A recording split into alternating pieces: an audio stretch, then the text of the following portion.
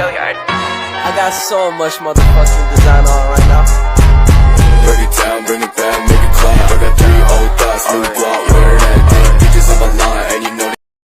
Kali ini kami akan menguji regresi linear sederhana dari pengaruh variabel bebas atau harga terhadap variabel terkait atau minat konsumen.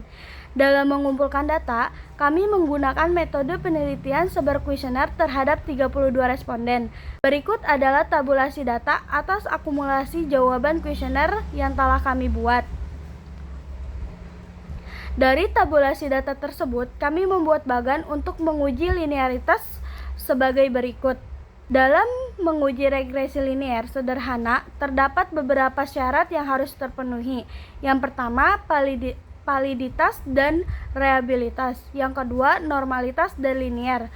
Maka dari itu, pertama-tama kami melakukan uji validitas terlebih dahulu dengan langkah sebagai berikut. Yang pertama, masukkan data variabel X ke data view pada SPSS. Atur variabel pada variabel view. Kembali ke data view, lalu klik analyze, lalu klik scale, lalu klik reliability analyze. Akan keluar output berupa tabel item total statistik. Buat tabel pengujian yang di dalamnya terdapat nilai R hitung dan R table. Jika R hitung lebih besar dari R table, maka data tersebut valid dan dapat dilanjutkan ke langkah selanjutnya. Pada hasil output ini juga terdapat tabel yang menunjukkan nilai reliable. Keputusan untuk uji reliable ini dilihat dari R alpha lebih besar dari R table. Hal yang sama dilakukan juga pada variabel Y, sehingga didapatkan hasil data yang valid. Langkah selanjutnya yaitu uji asumsi klasik. Pada tahap ini, uji normalitasnya. Tahap pada langkah ini adalah sebagai berikut. Masukkan semua data variabel X dan variabel Y ke SPSS, setting ke variabel view, klik analysis, lalu regression, lalu linear. Klarifikasi variabel independen dan dependent. Klik save, terus standardize pada residual, lalu continue dan OK. Akan muncul hasil res 1. Lalu klik lagi analysis, non parametric test, legasi dialog 1, sampel KS. Masukkan variabel unstandardized residual ke dalam kotak tes variabel list, lalu klik OK. Akan muncul hasil output uji asumsi klasik. Hasil uji normalitas ini diputuskan dari nilai P pada nilai P sebesar 0,185 lebih besar dari 0,05, yang dimana hal ini menyatakan data tersebut normal. Setelah itu lanjut ke tahap regresi linear sederhana. Tahap pertama yaitu menentukan persamaan Y sama dengan A tambah BX.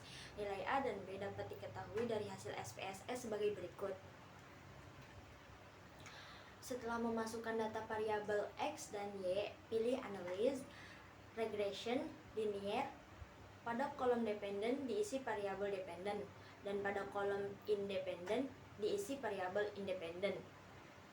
Lalu pada bagian metode pilih enter, kemudian OK. Hasil output akan muncul nilai A dan B terdapat pada tabel koefisien.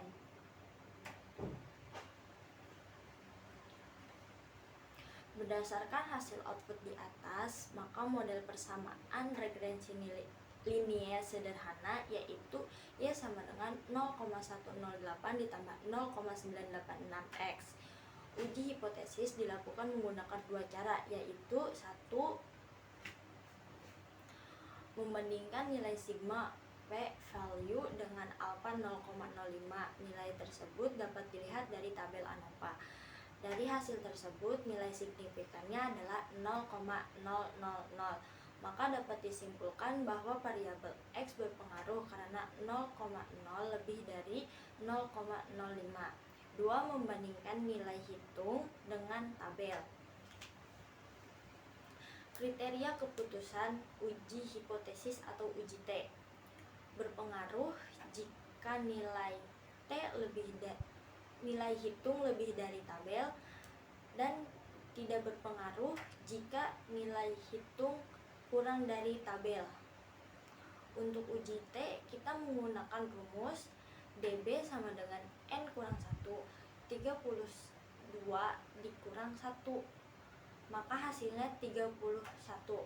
Jadi tabel T yang kita dapatkan adalah 31 ke arah bawah dan 0,05 ke arah samping, dan didapatkan hasilnya adalah 2,03951, di mana nilai 18,081 lebih dari 2,0395. Artinya kriteria keputusan pada penelitian ini adalah berpengaruh karena nilai hitung lebih dari tabel.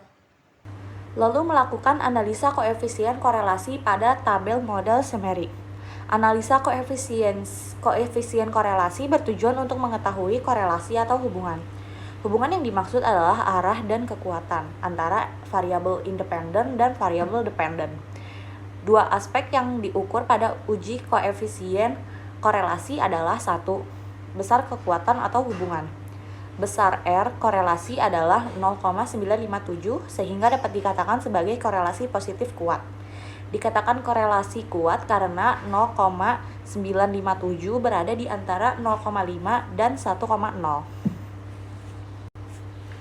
Yang kedua ada arah korelasi atau hubungan.